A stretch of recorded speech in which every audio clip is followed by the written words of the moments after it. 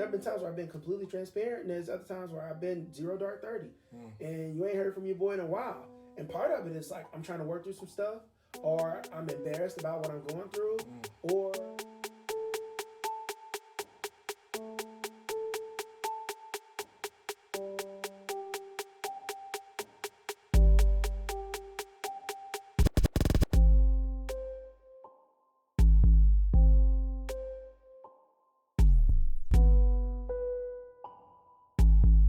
my guests out here don't know this, but this is the second time I'm telling you hello and welcome this morning to Authentic on Air with Bruce Alexander for episode 3 with Derrick Sier.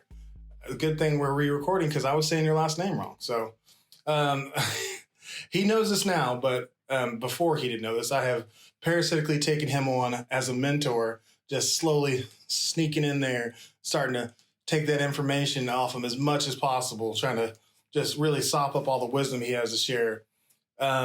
He's Derrick Sier, and he's with us and ready to get real. We're going to give a brief intro. So my wife told me that podcast listeners like to get right into the subject matter. Through my life, I have learned more often than not, my wife is more right than I am, at least a little bit. I'm not going to give her the full, she's always right, but she's usually more right than I am. So I will keep it brief. A previous conversation with Derrick led me to today's reflection. Are you still being authentic if you make small value concessions to achieve your goals? Remember, this is not about being right or wrong. It's about taking the opportunity to challenge yourself and grow closer to your own identity. I know how to answer this question for myself, but for you to benefit, I encourage you to really visualize and role play your solutions and sit genuinely with your feelings.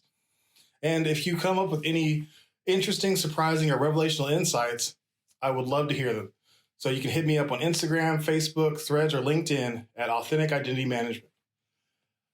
So I first connected with Derrick during the process of revamping a Children's Fire Ed program. We sat down to see if it would make sense for us to work together. And quickly I found out that it would not, because I had a budget of $0. And this man was here to make money, and I respect that. I also figured out pretty quickly that his enthusiasm, optimism, and motivation were beyond inspirational, and I needed this guy in my top 5. So I bided my time, stayed in contact, and all but stalked him until the time was right, and for the last 3 months or so, he has been elevating my level of thinking through conversation, and I could not be more thankful to share my podcast stage with Derrick Sier. Welcome, Derrick. Let's try it again. Proud. Do we have the button? That's Dr. Dre. Why is that Dr. I don't think I have rights to use that.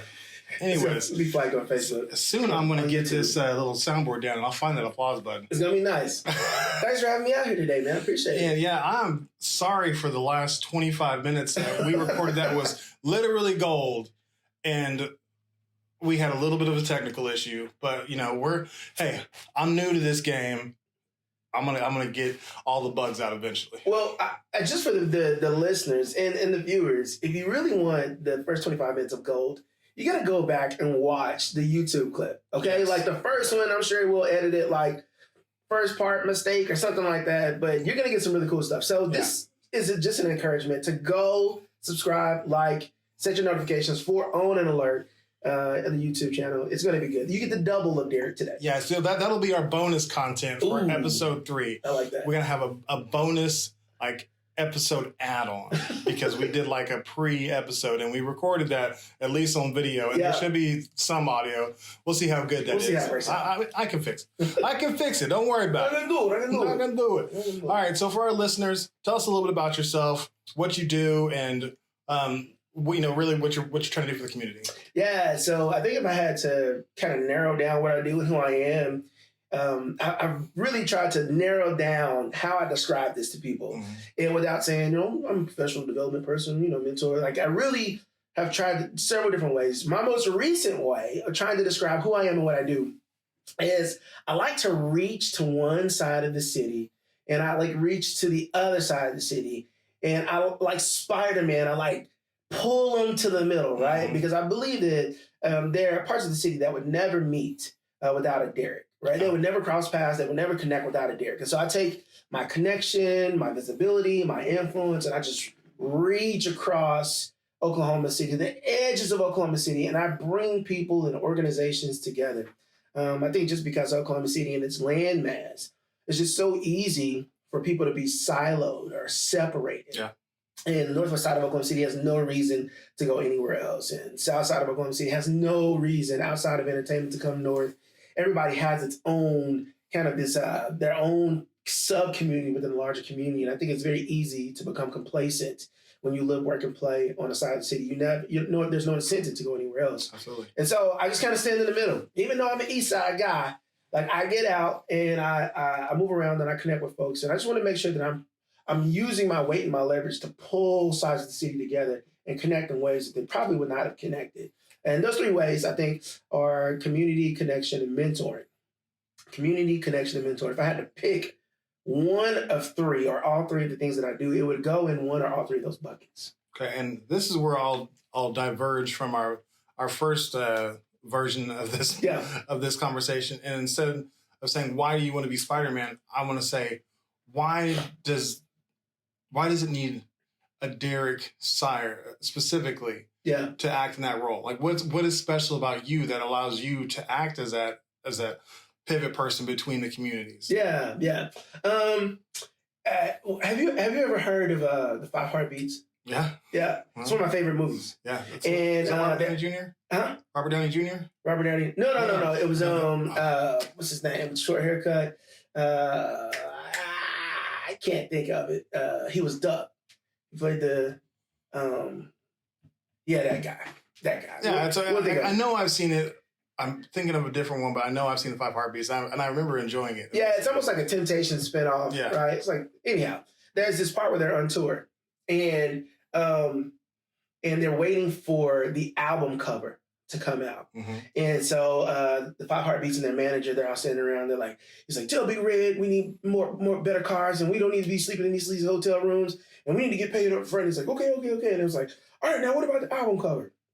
And this white guy, and he has the album cover in his bag. And he said, I just want us to keep an open mind, keep the bigger picture. And he pulls out the album cover, and it's like this white family on the beach. And they're like, man, where's our picture at? Why'd you take our picture off the cover? And he was like, well, we really want to create a crossover audience. Yeah. And that's the part where I'll pause the story. Mm-hmm. I think that there are people along the timeline, along this spectrum. And I believe that they have certain jobs. And I believe that some jobs are to speak internally to their own community. And I think there are people that who are tasked with speaking to other communities. And I think that in my most authentic self, I navigate well in multiple communities, right? I've almost created this cross-sectionality of my own person and my own connections and my own people. And so I think that Derrick's, people that love to be in those, to be a bridge to different communities and to connect spaces, I think they serve as people who can navigate well, people who can speak the language, people who can fit in.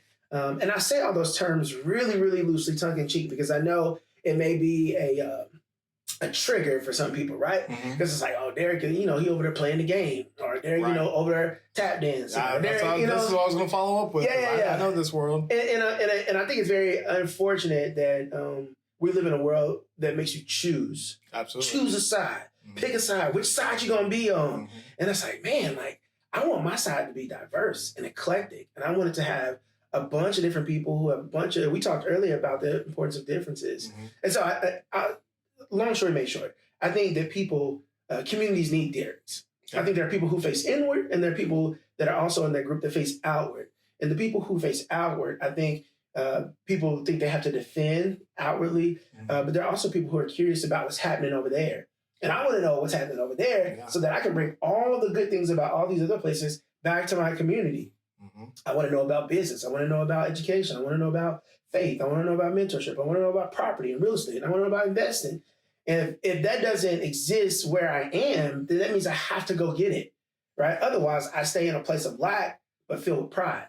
And I think pride oftentimes prevents us from asking things that we don't know and getting things that we need. Absolutely. So this otherdom that's created in this in today's society, how hard was that for you? Because I feel like you're pretty confident in your identity now. Yeah. for me, like I struggled with that otherdom for a long time with, people saying like, well, you're basically white. Both on the black and the white side saying, well, you're basically white. You're basically, because I was raised in white neighborhoods. I have a more polished voice. I don't use a lot of slang. All the stereotypes. Yeah, all the stereotypes basically means I'm white. Like I can't be educated in black. Like what? What does that say about our society? But how much did that shape how you came into yourself? Yeah, and so I don't know that I've arrived to myself, right? I think that we're all like continually arriving. I think as long as we're living and we are reflective and we're assessing ourselves daily, I think there's an opportunity to grow and change. And so I think we're constantly arriving. I don't think that I'm there. I also think you said confident. I think that I'm more confident than I used to be, but I'm still not as confident as I want to be in who I am. And I think people who there's like a mindset that says don't listen to what other people say and don't care about what other people say. And I'm like, well, I'm actually taking in everything. Right. And if it doesn't stick, then I discard it. But to not take in anything means that I don't get the good parts either. Absolutely. So I take in everything. Now, as somebody that is like highly emotional, I'm a Cancer. I don't know if that means anything to anybody else. But like I am like highly emotional, highly sensitive. I try to be in tune and intuitive to my surroundings. I don't think that I'm an empath per se. I don't like using that language because I don't know what it is necessarily. But I am like sensitive to the people around me. That I understand that some of the things that I take on that maybe I should discard, that I entertain a little bit longer than I should, that is what makes the process of figuring out who I am and establishing my identity hard and difficult. You ask me how hard it was or how difficult was it to come into my own, and I say I'm still arriving, I'm still getting there. It's because like some of the hardest things that I've ever had to process that I did not discard came from people that I trusted. And that stuff hurts the most. Yeah. Like I remember coming home with my siblings, talking to my siblings, and it's like, oh snap, here come the college boy. And I'm like, thanks. Like, what? Is that it feels like, I don't know if this is unique to Black people, but like we have a way of like saying something that's good and making it feel bad. Yes. Like you can come out all dressed up and they're like, where you think you going? It's like we just have this ain't you slick? You know what I'm saying? Like what who you think you are? Trying to, it's like, and so I think that it's very unique, and I understand the nuance of the compliment and of the tease. Like I get that.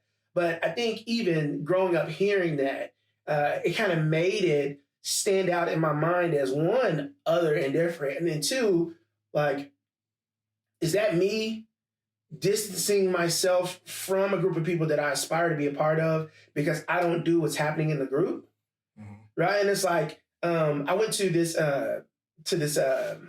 elementary, or it was a middle school, and I put 50 things on an index card, and I just put them on the board. And I told the students, leadership class, smartest of the smartest, I said, I want you, whatever's left up on the wall, I want to represent me, who you think I am. I just walked in the room, I introduced myself. That's all you know about me. I want you to take everything off the wall that could not possibly be me. And on the wall, I had graduated high school, graduated college, got a master's degree, married, kids, live with my family, business owner. Like I did. Then I had like been to jail, pay child support. I'm just like, and what was left on the board was not me at all. Really? It was interesting to see their perspective of who a Black male is. And I think oftentimes some of the things that are left on the board, we embrace as a default of like, this is who we are. Right. And I think as an attempt to say, I don't want to be that, I think sometimes it's seen as shunning a popular conception of our perception of what Black people are or what this people group is. And so that was a long way of saying, like, for me, growing up in that environment, doing things that were not atypical was difficult. I think, one, because it made other people feel a certain way about me. But as much as I wanted to be included, I tended to downplay what I had accomplished in order to fit in. And I think I don't do that anymore. That's good. It's not something that I do. It's like, well, man, this is who I am. And I got teachers driving a Honda Pilot. It's like, oh snap, Honda Pilot. And I was like, I can't win, bro. Like, if I tuck my shirt in, oh, look at the preppy dude. If I go to college, oh, look at the smart dude. Mm-hmm. If I get mad, oh, here come the family man. You know, it's like, dang, God. You wouldn't have had a family? Oh, look at you. Oh, snap. You know, it's like, what? And so it's like some of those things of like, I understand the nuance of like people trying to compliment and trying to point out something that is not atypical or stereotypical for a certain community, but I want to make those things more common than they are. Mm. And I think there's a sense of pride in that for me. I know on the other side there may be a sense of resistance, but I think the diaspora of being Black is way more expansive than it has been limited to in the last 100 years. Absolutely. And I think we have to have that conversation. And I am totally behind you in that. That's, something I've embraced as well, is trying to take those things that we've been kind of brought down for and saying, you know what? Yes, like I speak well. Mm-hmm. That's a good thing. Mm-hmm. I'm educated.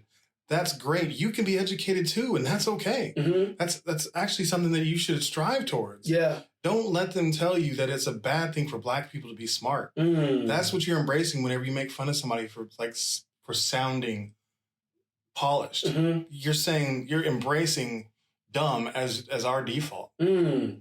I can't. I can't with that anymore. That's just beyond me. That is so far ingrained into our culture that an entire culture will clown you for being educated. Mm-hmm. I mean, like, just look at, sit with that for a moment and just think, how brainwashed are we? Yeah. It's time to make some changes. And I think additionally, we have to, expand what it is to be educated. Yeah, absolutely. Right? I think the capacity that we're talking about is formal education. Yeah. I think, listen, some of these smartest people that I know are people who didn't graduate 8th grade or didn't graduate high school, dropped out of school early. I mean, we were raised by a whole generation of people that weren't formally educated, and yet they were inventors, out of necessity, right? I think of the cotton gin and the guy that was sitting under the tree, and he saw, he was on his break, and he was over there, kind of watching this cat kind of go down the line, looking at these chickens, and the cat reached through the fence and grabbed the chicken in an attempt to pull the chicken through the fence. He pulled off all the feathers. Mm. Then this guy was like, it's like that. It's like when you tilt your head and you're like, wait a minute, I've been out here doing all this work, and this cat schooled me in a matter of, a few seconds. And so that's how the cotton gin was invented. It was like, how do I separate? But it's like, that guy wasn't formally trained on anything. Mm-hmm. You know what I'm saying? You think about that people that went on to create essentials and necessities in community. They didn't have a formal background. They just knew how things worked and they put it together. Mm-hmm. And so I think that when we begin to put value on education in lots of different ways, then our conversation about what's being smart or being educated begins to include areas that we have decided are not traditionally smart, are not worthy of mentioning, right? I know a grandmother who ain't measured nothing that will cook Gordon Ramsay under the table. She ain't measured nothing. It's a pinch of this. It's a sprinkle of this. It's a dash of that. It's a handful of this. And she's coming out with masterpieces. Right. Bro, she's smart. Absolutely. She's intelligent. And so not only is that an external conversation, but that's an internal conversation as well. Mm.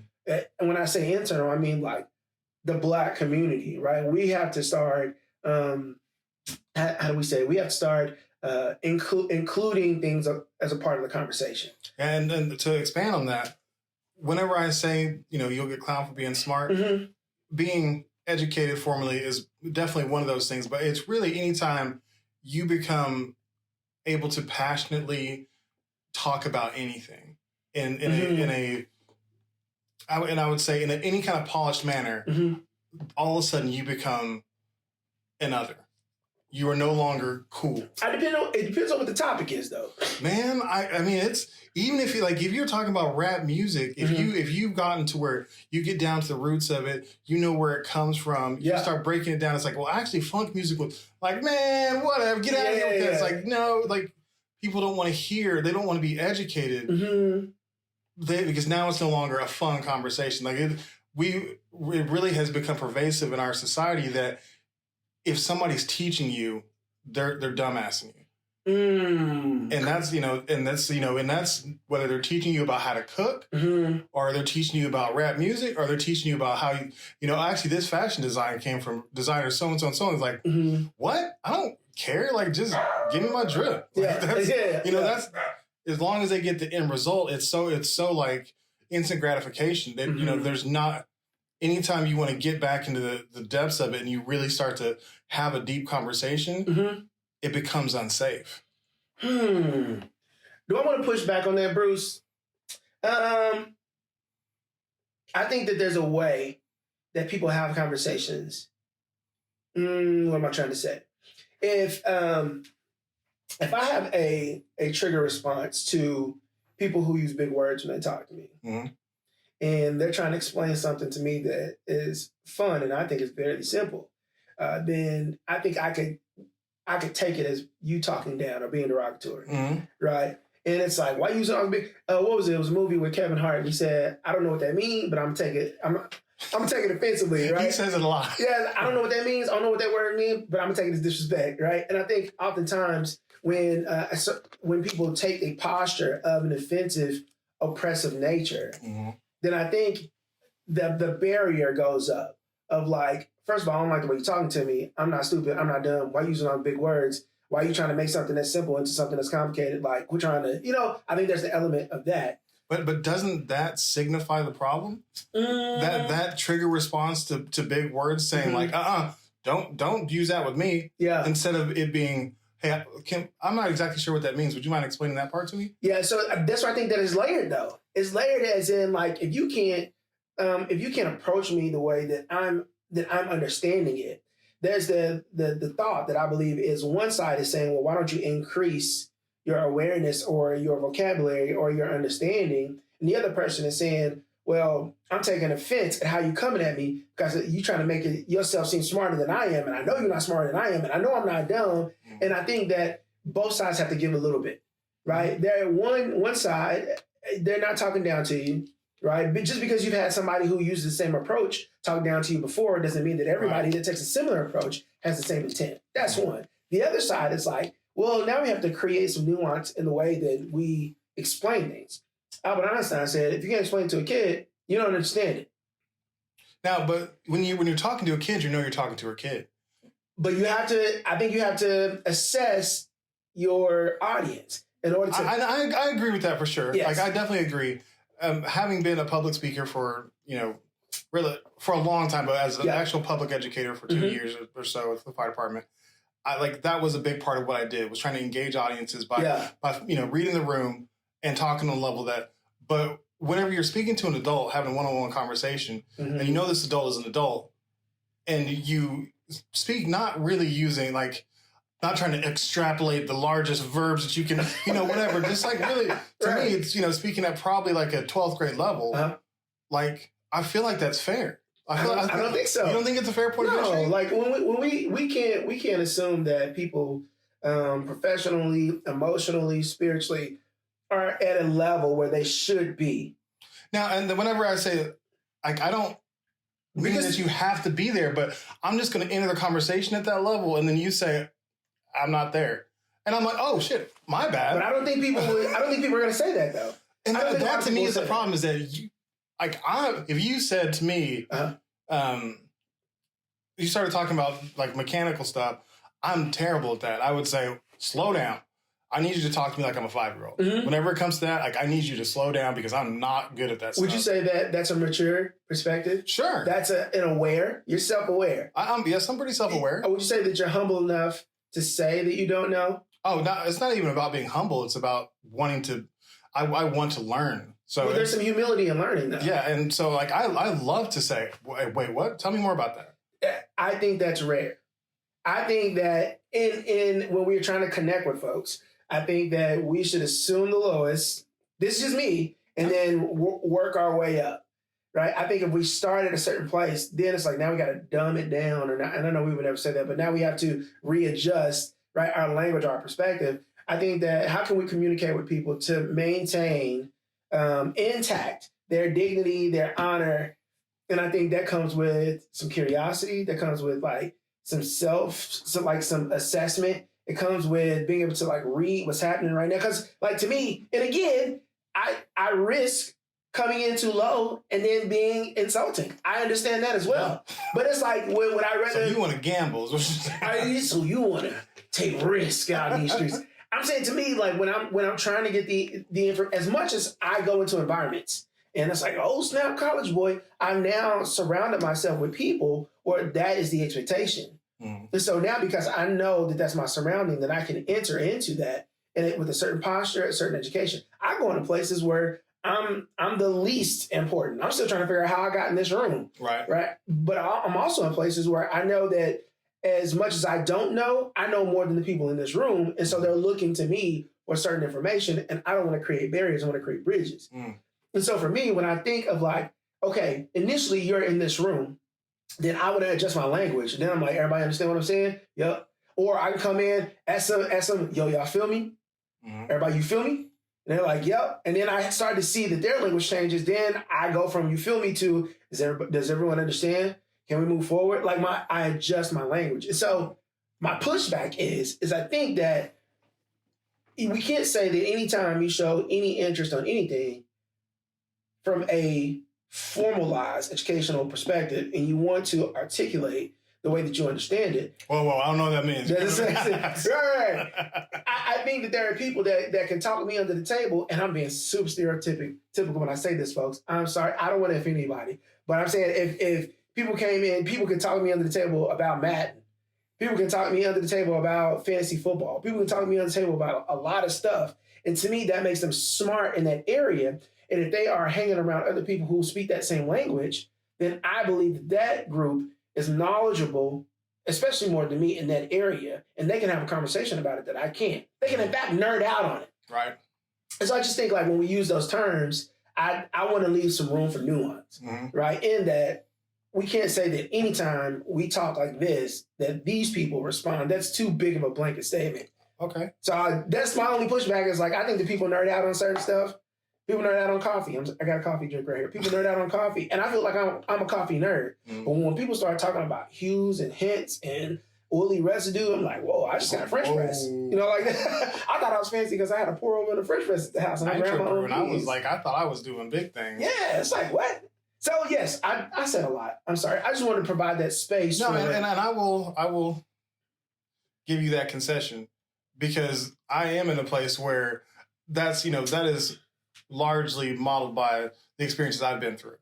And yes. And it is very, very much people who have there's no grace for me actually wanting to help them or me actually wanting to provide the information for them. It's, as soon as I walk in the room, because and I've experienced this a lot, either you love me right off or you hate me and I have to win you over. And something about how about my face, some people just want to punch it. I'm not even kidding. There are like a lot of people just like, I can't stand that guy. I've had this face for a long time. Yes. Like, people think I'm mean. I'm like, I'm really not. Bruce people think I'm serious all the time. I'm like, I'm almost never serious. Yeah. Like, I want to help people and do good things. And people, they attribute the wrong, they think I've got the wrong intention coming in. And whenever you start from that place, then automatically it's like, no, you smart boy, I'm coming here with that. So I definitely, I will pull back and say like, I overstayed a little bit there. My experiences and the way that I interact with people has definitely shaded the way that the responses I've gotten. Yeah. And, and this, the next question I'll ask you has to do with this is that I am at the best version of myself. Currently? Yes. The best version of myself so far. Okay. Yeah, I'm not saying that this is the final version. Everything else is down version 10.0. Bruce Alexander. No, I don't think that's anywhere close to the truth. But I think in my life as an adult, this is probably version 5 of me. And this is the best version, I think, by far. Yeah. But there's still little, version 5.2s, little tweaks and little, nuances that, that need to be rolled out still. Yeah. So for you, what version of Derrick do you think you're on as an adult? Everything up until 18, that's just the programming phase. That doesn't count as a version yet because you're not even really your own person yet. I think that's good. I mean, I can go back to like being 25, 24, 25. That's when my wife and I had our first kid, bought our very first new car, bought our first home. That version being like entering into my 30s, being another version. At 35, I'm 42 right now. One, two. So that's what 1, 2, 3, 4. Yeah, I'd probably say I'm in the 4-2, 4-3. I've still got some tweaks on this current one. And I just think about being a young person, being married, and then being like a young parent, kind of getting into this new world. And then there's something about like 30 that like makes things serious, and like my body starts to change the way that I process food. And now I'm a professional, and I've been in this space now where I'm with people that have a way more money than I do. And then I'm opening up to this world of like professionalism, and I'm in a space where I'm working with 70-year-olds and also 21-year-olds. And so that was a version. And then like I think there's this spiritual enlightenment that came probably around 23, 20, or 33, 34, 35. And then having like preparing for kids to leave and it being my wife and I, like that's a different phase. And so I think it's like all of those required a different type of focus, a different type of energy. So I would say like probably in my fourth transition right now of like turning into this mindset to where I'm not in like kid in the house daddy mode, and I've been a business owner for coming on 12 years. Like I just think that requires a different energy than it did the season before. So it seems like your versions are kind of typified by preparing for a different life phase. Yes. Like for me, it is very much about not just major life experiences, but my reactions to major life experiences. And like as I've look back on my story, like I figured out that these different versions are not something that I'm actually actively doing like I thought I was. Ooh, that's good. It's like I look back and it's like I thought this was going to be a moment that changed me. Yeah. But what really changed me was this, and this. Like, for example, I used to sell drugs. That's really good, by the way. What you said before, not the drug part. No, I know that is. But I want to come back to that, but go ahead. Okay, yeah. So whenever my house got raided, wow, I thought that was going to be the moment that my life changed. Mm-hmm. It's like, this is going to make who I am forever. It did not. That was not it. What changed me was going back home, living with my mom, and hiding from my warrant for 6 months. That's what changed me, was my fear and my guilt and my shame, just hiding.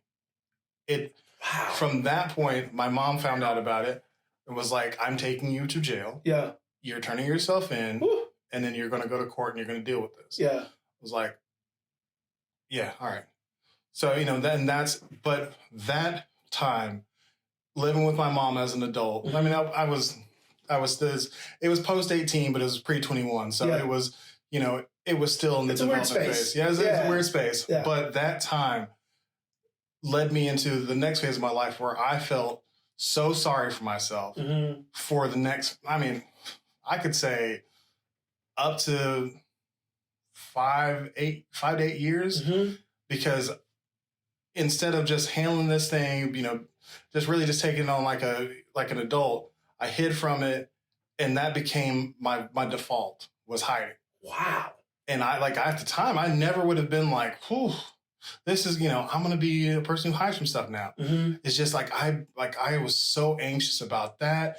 Then I got kicked out of school because I got in trouble because I stopped showing up to class because I was partying too much. All these things happened, and so then I was getting calls about my loan. I was hiding from that. I was hiding from all these things, and that was just like my default for a long time after that. Wow.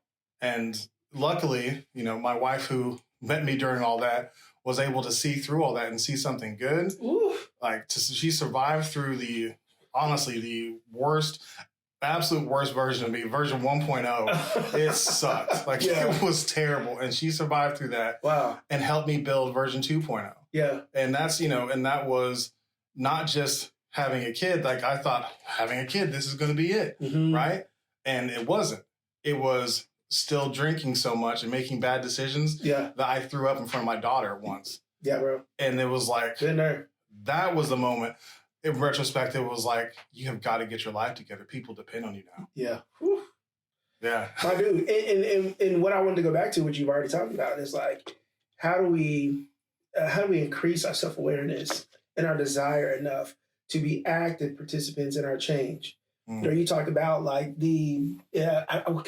I can't remember the wording that you said, but it was something about being active or passive, right? And it's like, I think oftentimes we let things happen to us versus us initiating the change, right? It's like we just kind of we become reactive, you know, responsive, and instead of being proactive, right? And I think that's something that I'm hearing you say, that something that I did as well. Just kind of, instead of saying this is what I want to happen, it was like, oh, that happened, so this is what I'll do now. And I never really knew. Again, I'm quoting this guy, Hetty. Hetty was like, the cool thing about life is that we literally get to write our stories. Yeah. I never thought about it that way. He was like, you know what's happening on the next page? When you flip the page, I was like, what? He was like, whatever you want to happen. Yeah. I mean, that's for real. You literally, it was like, do you want to be skinny on the next page? Like, you can make it happen. Do you want to be a good husband? Do you want to be a good father? Do you want to be busy? Like, whatever you want, the next page, the next chapter. And I was like, bro, you blowing my mind right now. Oh, wow.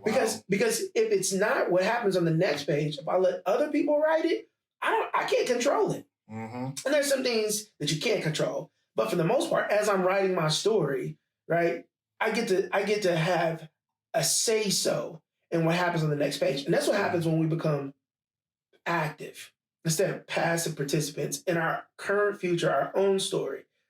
And I think talking about initiating those versions versus looking back and be like, ooh, well, I guess that was version 2.0. That was version 3.0. It's saying like, man, this is what I want to happen. Like, how can I be an active participant in making that happen? How can I do everything that I want to do, everything that I can do in order to make the story turn out the way that I want it to turn out? And I don't know that people take that perspective. They're like, man, how many times you talk to somebody, hey, yo, what's going on, bro? It's like, man, it's another day, another dollar. You know, how you doing? Hey, man, just living it, man. Just out here trying to make it. And listen, sometimes making it is a win. Yeah. Like sometimes getting to the next moment, into the next day, to the next week, if you can just wake up the next day. I don't want to dismiss anybody that is in that current space right now. Sometimes waking up is the win. Yeah. Right. But I think there's a point in time where we waking up becomes so predictable, right? That then we can set something else as the next goal. Maybe waking up and getting out of bed. Absolutely. Right? Maybe waking up, getting out of bed and cleaning our house. Maybe it's like whatever that scaffolding is allows us to be the most active participants in the development of our future instead of us just being so responsive and reactive to everything. Yeah, and I agree with that. To qualify just a little bit is that I think that you can decide where and how you show up. Yeah. And that is a huge part of stepping to that next version. But then life is going to happen. So, agreed. And so for me, it's like that's the looking back part is like maybe like version 4 was an active decision. And I thought I knew who I was trying to become. Yeah. Right. And then life happened.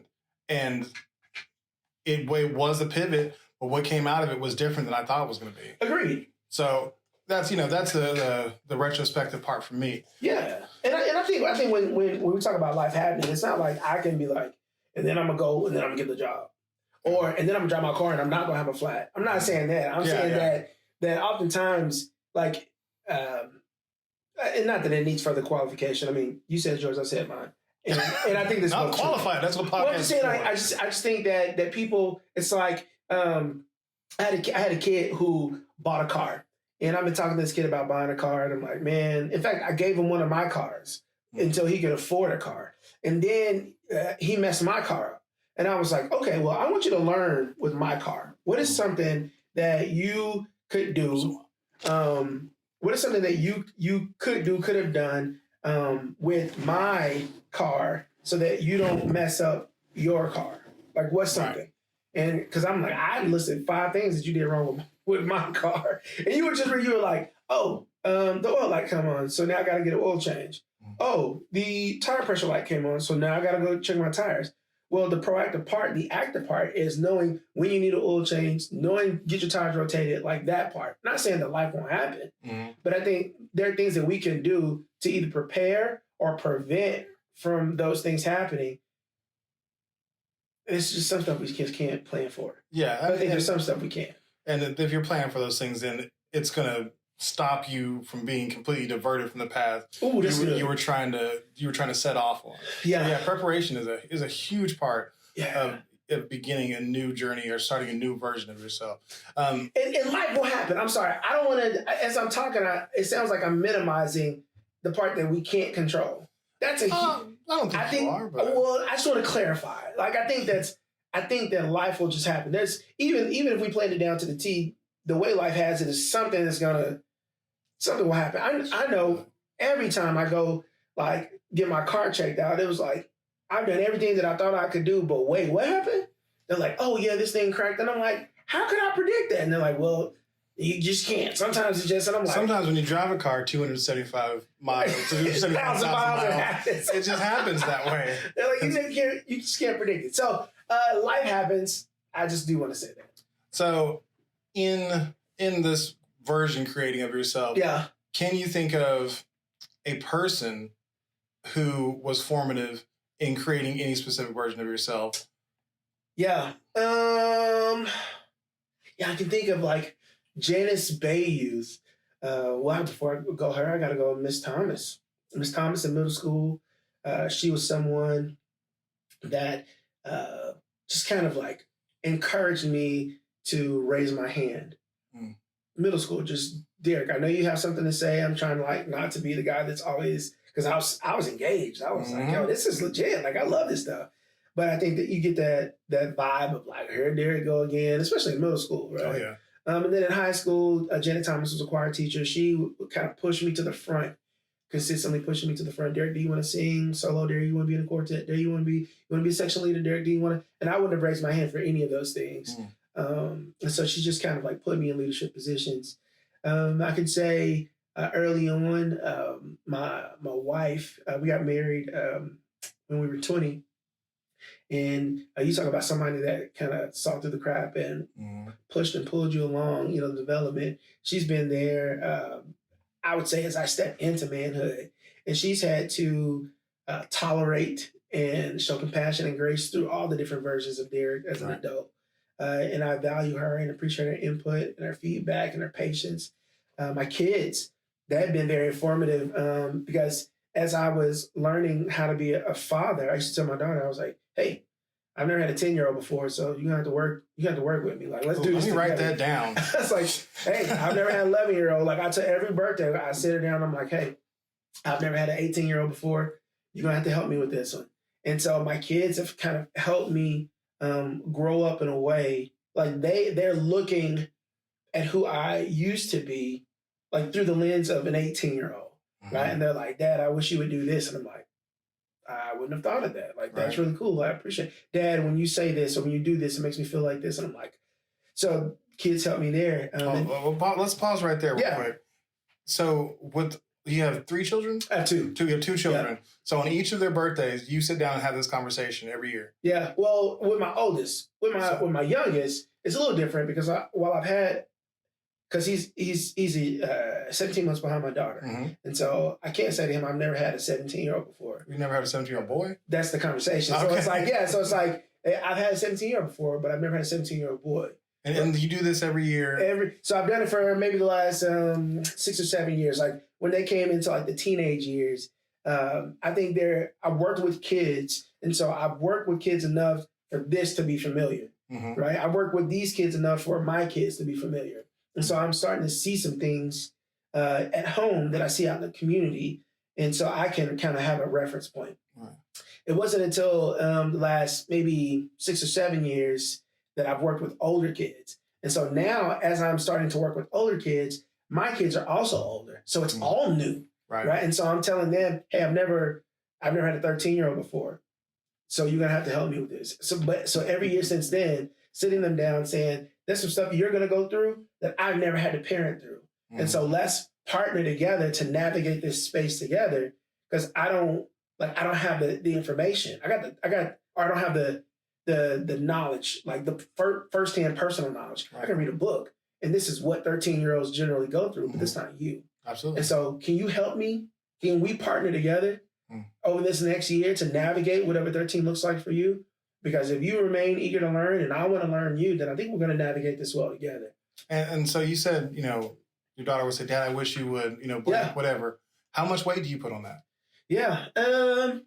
So part of it is being humble enough to let a 13-year-old sit you down as a parent and tell you that's something. huge. That's why I'm just so engaged in this, because it's a very unique process for me, and I'm liking what I'm hearing. So tell me about it. They'll tell you, but I also have to understand that they're 13 or that they're 18 or they're 17. And so the older they get, the more weight I put on it.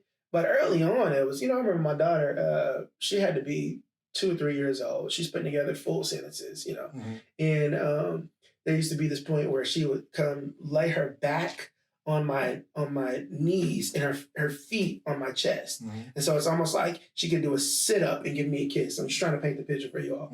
And she would put her feet on my face and I would like nibble her toes and I'd be like, no, just got this is before the feet got stinky, right? Right. That would be gross for teenagers. Listen, I tried to do it. She did not like it. She was not a thing. Beat you up. My daughter does jujitsu. She will literally choke me out. She was like, she acted like she was going to like kick me in the face. I was like, now the conversation gonna turn. Right? Anyhow, but she went at the end of our tickle fest, she would sit up and then she would grab my face and she'd be like, Daddy, I love you. And she's like, with both hands squish my face together. And I'd be like, I love you too. And she'd be like, Daddy, you're the best daddy. And I'm like, thank you so much. And she's like, can I have fruit snacks? She was buttering me up, right? Yeah. So it's like, even at 2 or 3 years old, I'm trying to listen to what she wants, but I also have to understand that she's a 2 and 3 year old. And so she'll give it to me in that perspective, right? And so even as a 15, 16, 17, 18 year old, I'm sitting them down and I'm listening to them tell me what they want.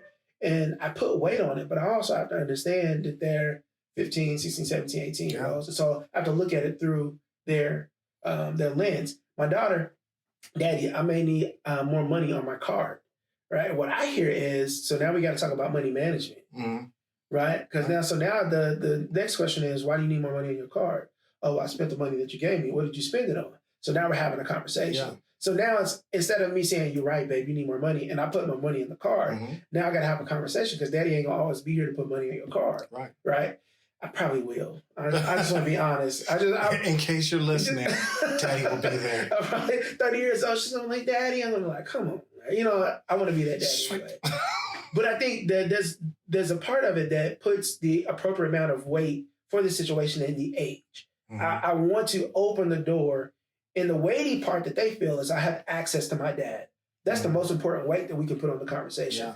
The second part is me actually listening to them and evaluating and trying to not only hear what they're saying, but look past what they're saying.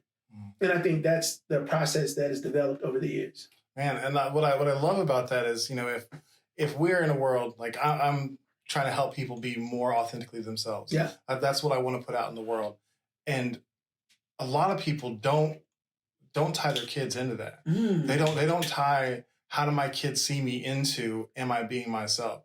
It's like when they walk through the door, what happens in there isn't the same as what happens out there. Yeah. And sometimes your kids see that, and I mean, that can affect them in very big ways, depending on what the change is. Yeah. So sitting down and having that conversation, I got to talk to my daughter all the time about all kinds of things. She's my oldest of 4. So, but I've never had that conversation. And when I want to now, her birthday is next month. Ooh. And I'm like, yeah, let's do that. Let's, I'll sit down with her and say, I've never had a 14-year-old. So, what do you like? What do you want to see? How can I help you as you become a 14-year-old for the first time? Is there anything that you think I can improve on as a father? Yeah. And I think that would be so insightful because, kids will give it to you straight. They will. They will lay it out for you sometimes. And sometimes it doesn't feel so good.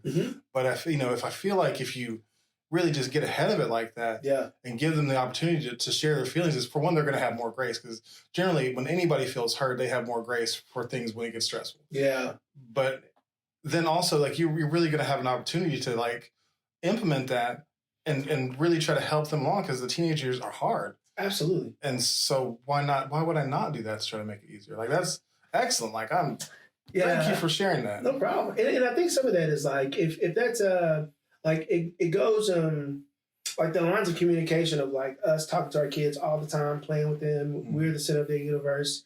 And over time, I believe like if I could use like an artery or a vein, like it's open, and over time, other things start to get into that artery or that vein, and you get social media, and then they go to school and they get teachers and they get friends and they get pop culture, and all these things begin to like impede the flow of information from my child and I. So for me, whenever I sit them down, it's almost like going through that mug and clearing out that mess, and I'm like, I want to let you know that regardless if you take advantage of it or not, that I'm your father, that I want to be in your life, that you can always come to me. And sometimes I may bust up in this room, up in your space, and be like, yo, what's going on? How you doing? I haven't seen you in a while. Right. Come talk to me. Let's go grab some ice cream. Like I want to make sure that you know that those lines of communications are open, because while we know that there's sometimes they'll give it to you raw, there's other times where they're afraid. Mm-hmm. Right? They won't give it to you at all. They won't give it to you at all. They'll give it to you raw, but they won't give it to you at all. Listen, that middle space is almost inhabited. That's no man's land.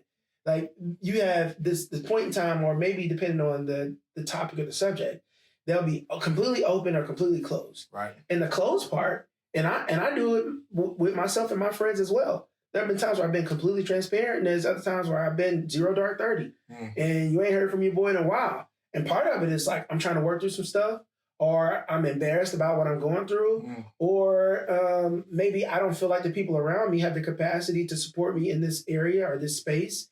And so it's like I try to like seclude myself and figure it out, which is horrible, by the way. Yeah, I don't recommend anybody. My best friend is like that, and I hate you. I'm like, where did you go? Yeah, and it's just we're working through some stuff. Just working through it. It's like, bro, like I wish we could retire that line for all of eternity. So I don't know if it's my ADHD, but I don't do that. No, like I don't like. No, I'm bad about keeping up with relationships. Mm-hmm. But if my friend, who's my friend, calls me and I'm having a bad day or whatever, like, I mean, unless I'm just like super anxious and I just can't talk on the phone, right? Then I'll still send them a text and be like, yeah, just today's not a great day, whatever. But like if especially if somebody's like, hey, I want to hang out, I'm like, I like seeing my people.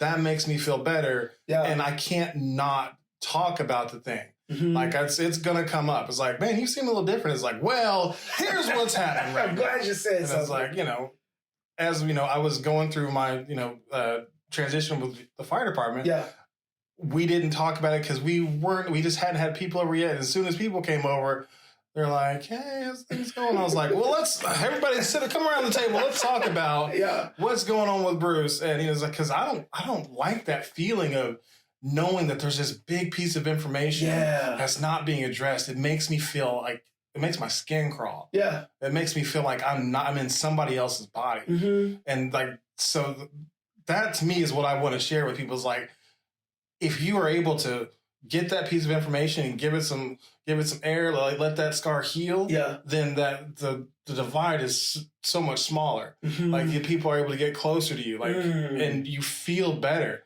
Like if people can't get to you, they can't hug you. They can't, they can't give you that support that you need. So I'm like, let's just get rid of this thing where we hide from people and like just say, hey, it's bad.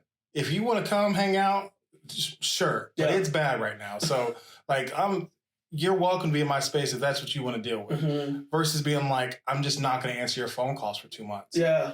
Like I'm just like, where did you go? Yeah. Are you dead? Yeah. Like that's, like don't make me roll up on you. Exactly. Yeah. I think when we're talking about like being able to show up in our most authentic selves, and I know that was the way that we introduced the show of like, what kind of compromises do we concede to make people comfortable around us? Or like, why do we not show up that way? Or do we concede these spaces so that we can be in these spaces? I think that as somebody who,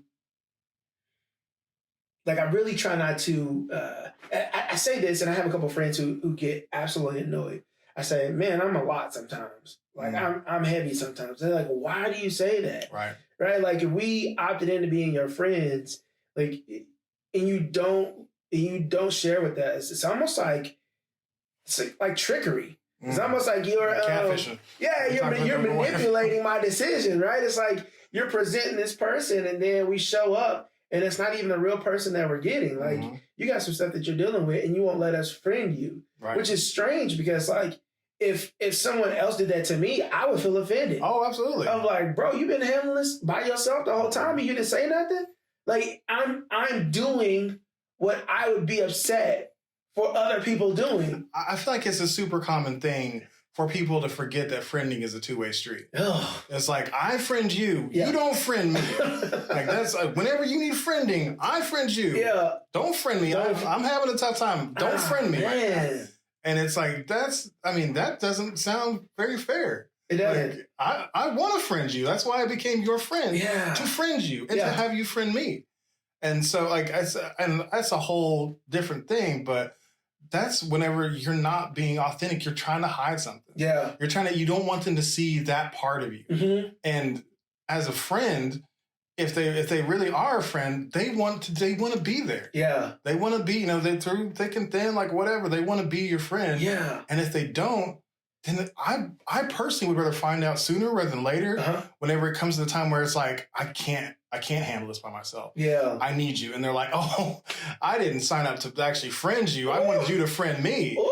I don't want you. They want the reverse relationship. It's like, oh, that's going to be tough because it turns out the people you thought were there for you are not. Yeah. Derrick and I are both so passionate about these topics that we carried on long enough to fill an entire another episode. Check back into Authentic on Air with Bruce Alexander next week to hear the rest of the conversation. In the meantime, make sure you listen to the companion bonus episode released with episode 3 and earlier episodes for a variety of interesting content that will definitely have you thinking. If you enjoyed today's episode, subscribe and check out earlier episodes as well to support the future creation of great content. Follow @Authentic Identity Management on Instagram, Facebook, Threads, or LinkedIn. And if you're struggling to show up as yourself in your content, your brand, or your life, I would love to help you. Authentic Identity Management does brand coaching to help you align yourself with the identity you share with the world. It's exhausting to live someone else's life.